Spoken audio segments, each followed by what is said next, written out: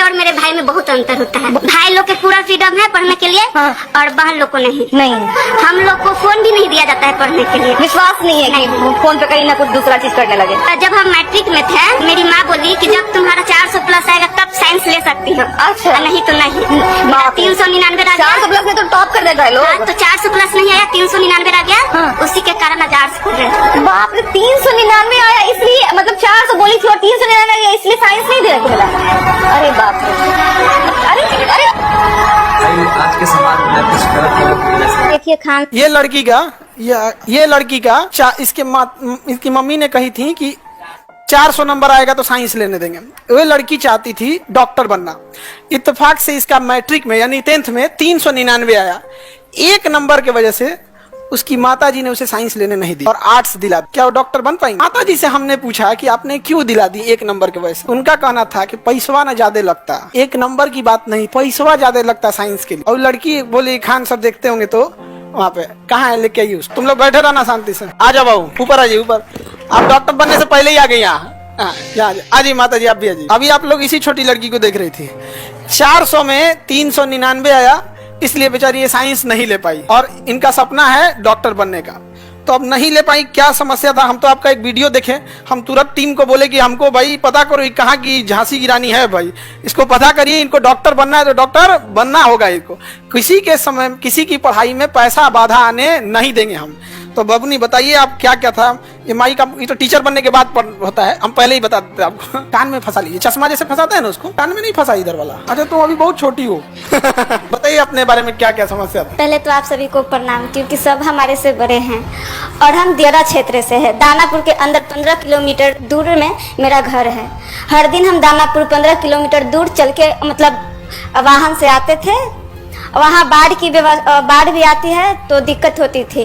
बाढ़ में नाव से आना होता था, कभी कभी नाव भी नहीं मिलता है। आपका गांव नदी के चारों ओर से बीच में आइलैंड पे है, द्वीप पे आप लोग रहते हैं। तो ये ऐसा नहीं है कि मतलब मेन जमीन पे है, चारों ओर से नदी है। बीच में जो आप लोग NIT के बाद वाला जगह जाते हैं ना घूमने ना, उसी टाइप का दानापुर में एक दियरा है, वो चारों ओर से पानी है। बाढ़ आता है तो इनका एरिया श्रीलंका बन जाता है, चारों ओर से कट जाता है। तो वही दियरा क्षेत्र से उतना संघर्ष करके आती हैं, वही बता रहे। बहुत सारे बच्चों को दियरा नहीं पता होता, तो वहां से बताते। और बताइए। और बाढ़ आता है तब तो नाव से आना होता है। जब पीपा पुल बन जाता है, बाढ़ पानी कम हो जाता है तो पीपा पुल बन जाता है। नदी को होते हुए हम लोग दानापुर पढ़ाई करने आते थे तो बहुत दिक्कत होती थी। कभी कभी क्या होता था कि पीपा पुल टूट जाता था, वाहन तो आ नहीं पाती थी और नाव भी नहीं मिलता था, तो पढ़ने आने में बहुत दिक्कत होती है। फिर भी हम आते थे, दानापुर में आकर पढ़ाई करते थे।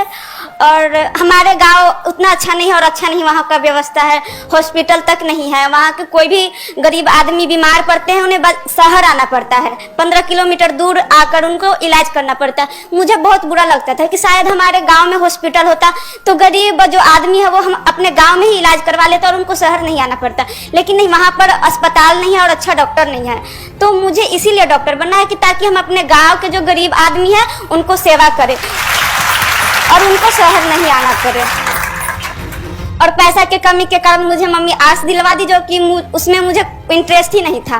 बचपन से लगता था कि डॉक्टर बनेंगे और अपना गांव का सेवा करेंगे। और मम्मी के पैसा की कमी के कारण आज आर्ट्स पढ़ रहे थे, लेकिन अब हम साइंस पढ़कर डॉक्टर बनेंगे। अब हिम्मत देखिए, मैट्रिक के पिछले साल पास कर गई, लेकिन आर्ट्स में एडमिशन भी हो गया, लेकिन अब उसको कैंसिल करके अब ये दोबारा इंटर में जाएंगे। इंटर कंप्लीट 11th हो गया ना बाबू आपका? Yes sir. अब ये दोबारा 11th में जाएंगे साइंस लेकर और फिर साइंस से पढ़ेंगे। अब इनके पढ़ाई का, साइंस का खर्चा और पूरी नीट की तैयारी का खर्चा जो कोटा के बेस्ट टीचर है वो हम लोग उठाएंगे, KGS उठा लेंगे यहाँ पर। और इनको एक वीडियो देखे जिसमें इनको मोबाइल भी नहीं लेने दिया गया था, जबकि इनके भाई पढ़ते हैं यहाँ पे। ये आप ये ना इनके भाई ये ऑनलाइन क्लास करते हैं अपने यहाँ से। लेकिन ये बबनी का कहना था कि भेदभाव होता है। तो अभी एक तो वो भी भाई है और एक तो इधर देखो बड़का भाई, समझ में आ गया कि नहीं आ गया?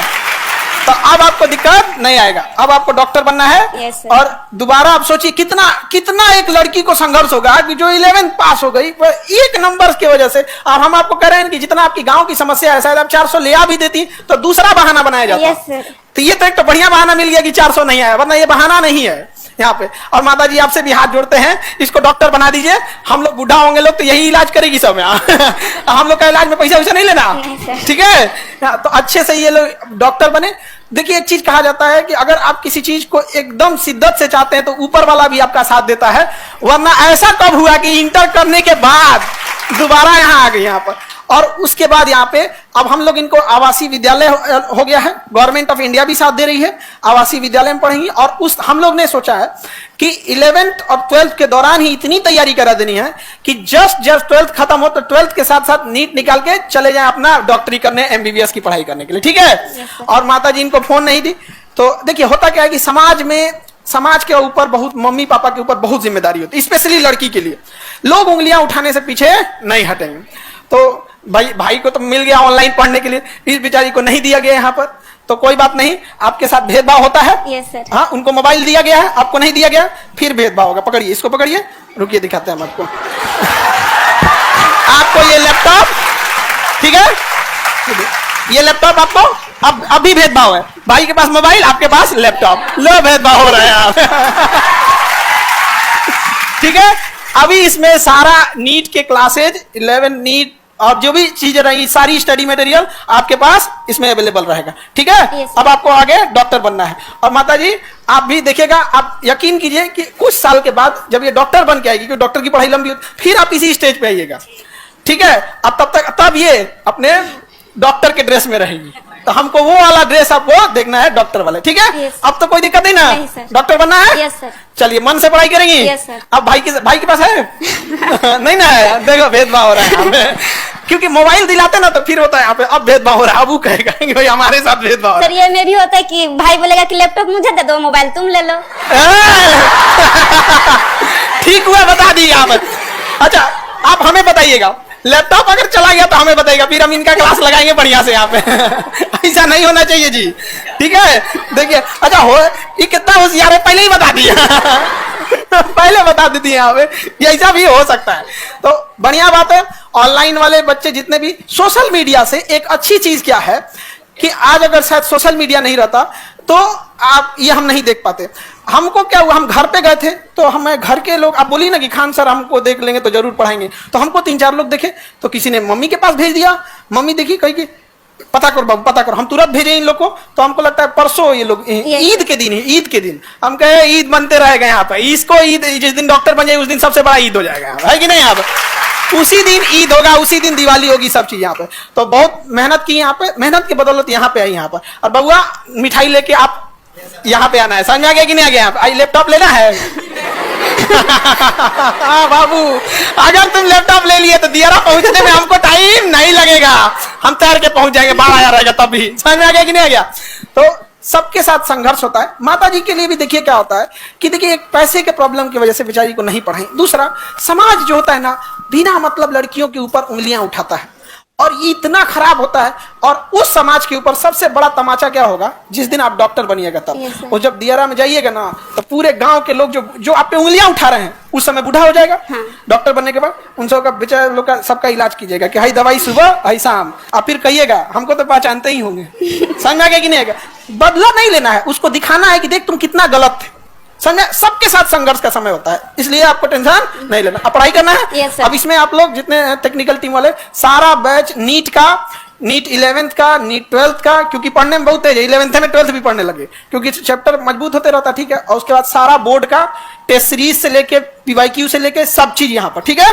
और आपको सबको एक्सेसिबिलिटी नहीं रहती है, आप जब चाहें आप यहाँ आ सकती हैं, जो डाउट रहेगा आप पूछ सकती हैं, ठीक है। yes, जब तक डॉक्टर नहीं बन जाए, ठीक है। All the best. Thank you sir. ये आपको संघर्ष के लिए जॉब से पहले ही,